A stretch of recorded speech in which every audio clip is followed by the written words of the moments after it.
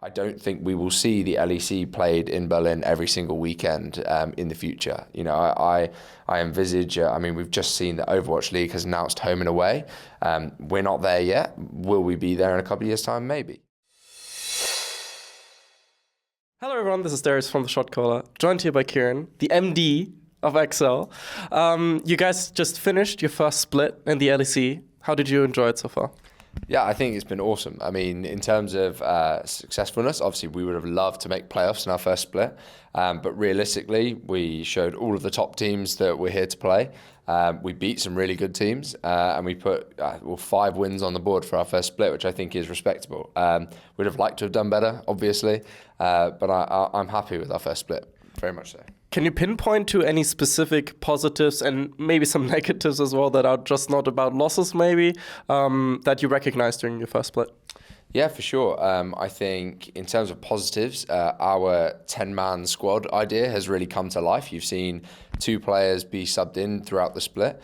I think we just finished this weekend, bearing in mind we won the game yesterday with what's theoretically 4 rookies in the roster. I mean, you've got Expect, who's a veteran. You've got Kadru, who's played a little bit of LCS, but not that much. And then 3 rookies, which is just so cool. Like, it's so cool that we're able to be the organization that is doing that and bringing these really talented people to the forefront. So for me, that's a huge positive. Negative was that we took a long time to find out what our style was, how we wanted to play. I think some of the comments from the casters that we're a really explosive team to watch is awesome. I love that people enjoy watching us. We weren't like that in the first weeks. If you look at us, we didn't really have a style that we wanted to play. Now, even when we're down, we'll go for the wombo combo, have that massive team fight that might turn the game. And that's been, it's a negative, but it's now a positive, I suppose. So the team has started to, has rotated players in and out, of course. Mystique's got his shot, did really well, and then kept his place for the last few weeks. Kasing is playing for the academy team right now, for example, doing okay there, I would hope. Sure. And do you enjoy watching the academy at times as well? Yeah, I watch all of the games, as much as I can, obviously. And I think it's awesome for the UK scene to have such a massive name from UK esports actually playing there. It's really raising the profile of the UK league, which is great. He's also performing really, really well, as you would imagine, and really kind of helping some of those rookies learn a bit more about the game as well. So all in all, organization-wide, it's a great move for us. So when it comes to general rotations, that's not something very common in esports still, specifically League of Legends, where it's usually a set roster, the roster performs, and unless the roster really underperforms, you don't see any changes. We've seen this split as well, largely to an extent. Is that something that you would like to see change in the summer split? Is that like a learning you took that rotating works out quite a bit? And you rotated in new players, but the back rotation kind of didn't happen. Can we expect that in the future as well? Yeah, for sure. I mean, I think this squad mentality is going to be the norm in esports. That's my view anyway. Hey, I'm fine to be told that I'm wrong, and we'll see in 2 years' time where we are. But I think the idea of having players that you can bring in and bring back once you've sort of subbed them out is massively vital. I mean, the split's quite short. That's the thing that I definitely learned. I mean, I can't believe that we're literally sitting here and it's all done. But had the split been longer, you would have seen a bit more back and forth. I think if you look at it over a sort of 1 to 2 year plan, you'll see a lot of back and forth. And yeah, I think other teams will follow suit. I think they'd be silly not to, because there is so much benefit of having players sometimes, especially when you get to best of 5 stage, being able to sub players in and out. I think that's huge. I mean, you see it in Korea a lot. We don't see it that much here in Europe. I think we will start to. I mean, Fnatic, you saw sub top laners last split. Unfortunately, we don't get to show that at the best of 5 stage this year, but or this split. But hopefully, next split we'll be able to do that and show how valuable it is to be able to pass people between. Yeah, in Korea it's very common. Of course, they have a best of 3 system in the LCK, so it's fine to swap out players because either you've already lost the game with the existing roster and maybe it's a good reason, or you've already won one and you have that thing, the save point in the back. Now, Excel is one of two organizations in the LEC that doesn't have, or well, that plans on having the headquarters outside of Berlin and flying your players in. Tell me a bit about how that process is going and how's that working out for you guys?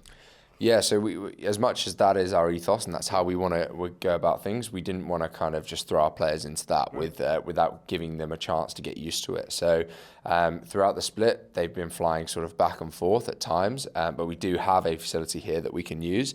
Our facility here in Berlin is not as good as our facility that we're building in the UK. So the decision to base ourselves in the UK is based on that we have partnerships there that are allowing us to build an amazing, facility for those guys that we just couldn't do here in Berlin. We just wouldn't be able to as an organisation. So it's partly driven by that. It's also obviously partly brand driven. We're UK founded. We're definitely aligning ourselves with that region. We want everyone that watches the LEC who is also from the UK to support Excel. So it's kind of that. It's access to players in that respect as well when we're doing community activations. It's just us in Origin doing it at the moment. Do I think that will become more the norm? Yes, again, I do think that is. I don't think we will see the LEC played in Berlin every single weekend in the future. I envisage, we've just seen the Overwatch League has announced home and away. We're not there yet. Will we be there in a couple of years' time? Maybe. Maybe we'll all have 1,000 to 3,000 seater stadiums that smaller community activations where all games are held and then local fans come and watch the games, and we're certainly prepared for that. So would be very exciting for sure. Now, you did mention that building the facility in the UK has certain benefits. You can do things that you couldn't do in Berlin. What are some of the specific things, some of these amazing things that you can only activate in the UK? Yeah, so not necessarily saying that you can't do it in Berlin. Us as an organisation wouldn't be able to because we have a strategic partnership with Twickenham Stadium. Those guys are heavily rooted in traditional sport.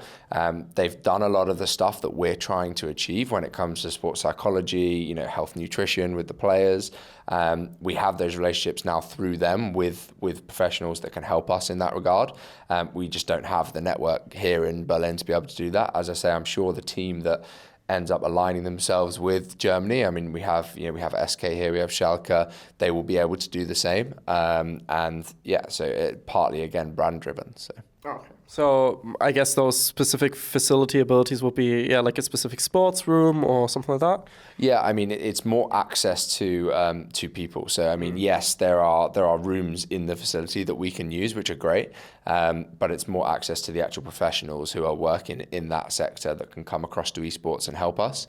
Likewise, we help back the other way. So as much as esports has loads of learnings that it can take from traditional sport is learning from esports right now. We're seeing that a lot with the kind of digital activations that we're doing.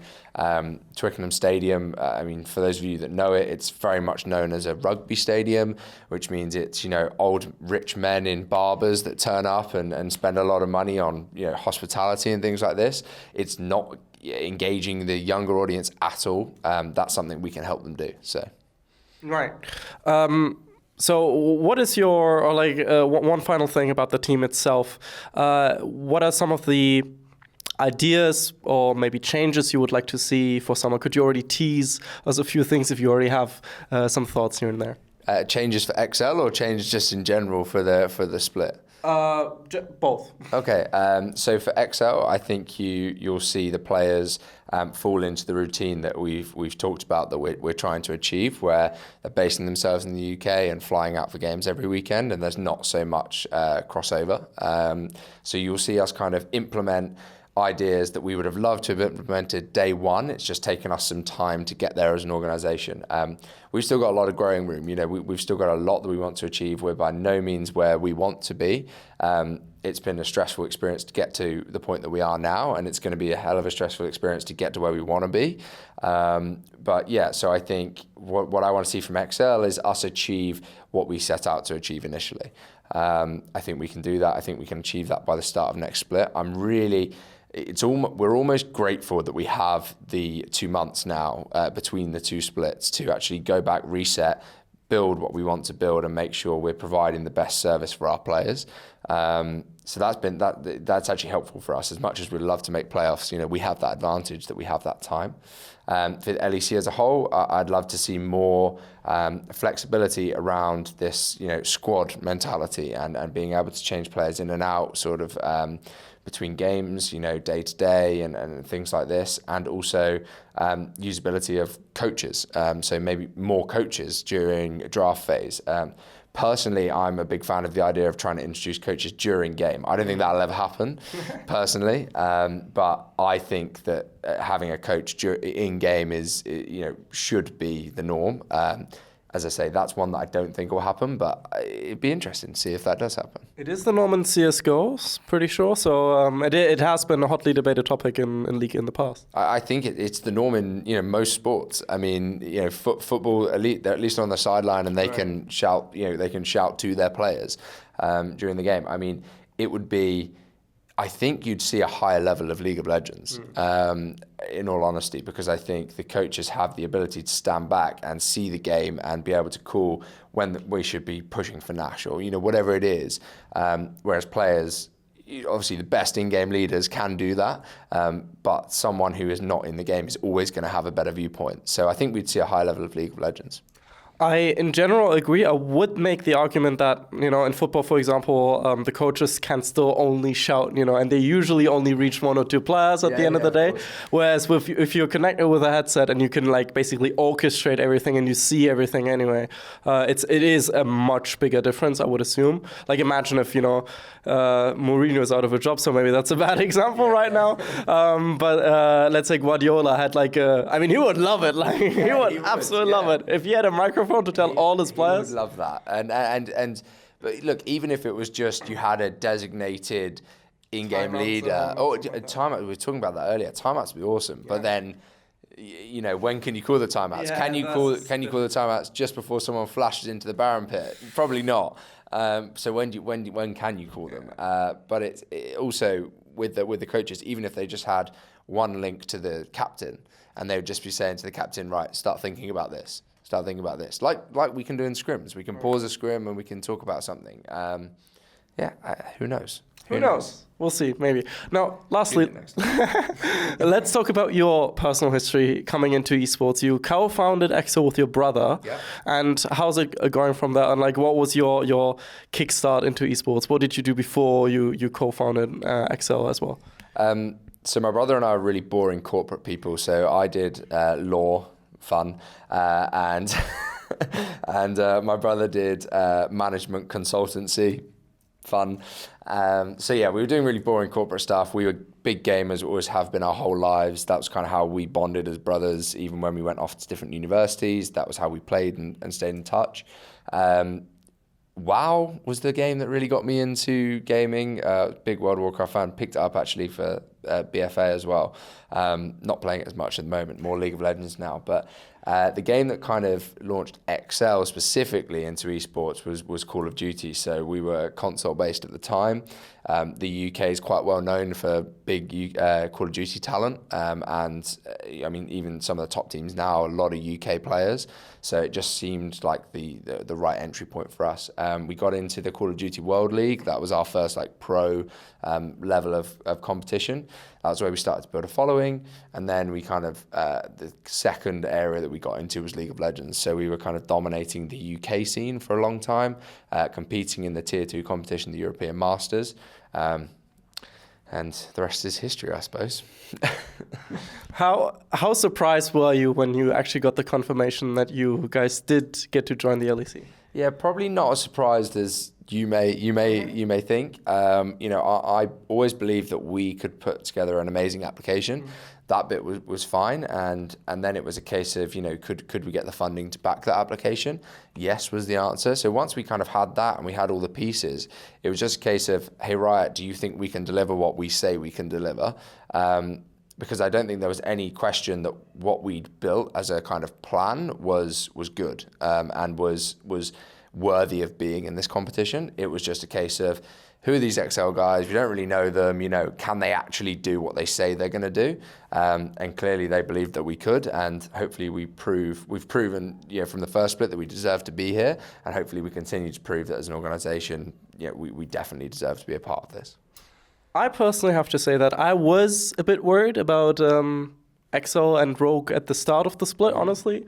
Given that, SK and Origin were old brands, you could roughly know what, you see what you get, and what you get is what you see kind of stuff. Origin managed to surpass all expectations, with the second place and stuff. But I have to say, XL have very positively surprised me, even though you guys did only get 5 wins. There were a lot of losses that you still fought hard against. So annoying thinking back to some of them now and thinking actually how close we were to playoffs is actually kind of annoying. But let's look at next split. At least some tiebreakers. Let's look at it like that. But again, at the end of the day, I was very positively surprised. I am very excited for the next split, what you guys have in store. On that end, that said, is there anything you would like to say to the XO fans, to the LEC fans as well out there? Just want to say thank you to everyone. It's been such an awesome opportunity for us to be a part of this. It's been a great entry. We've actually found such good response from the fans on the the content we're producing and everything alike. Thank you from the bottom of my heart, everyone who has started Sport XL, the new fans that we're seeing that buying the jerseys, flying out here for the weekend from the UK. That just still blows me away when I see people doing that. So thank you. I hope to see more and more of you, and hopefully we can activate some great community activations in the UK where people can come and meet us and we can be a bit more open and transparent, which is what we always want to be. So. And a hashtag for the people that watched until the end. Your personal hashtag. My personal hashtag, Thrive Together, of course. Okay. Hashtag Thrive Together.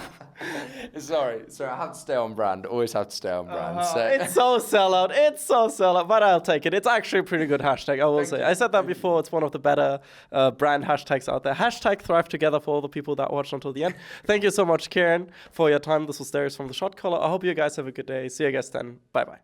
Hey everyone, unfortunately we still don't have a sponsor, so we do really rely on you guys supporting us on Patreon. So we'd especially like to thank Krzysztof Bujnovic, Thomas Göttel, Etienne, Erich Althaus, Lazy Raven, Lama Vyuta and Adam Novosviat for your support, and of course all the names of the people you see scrolling past you right now.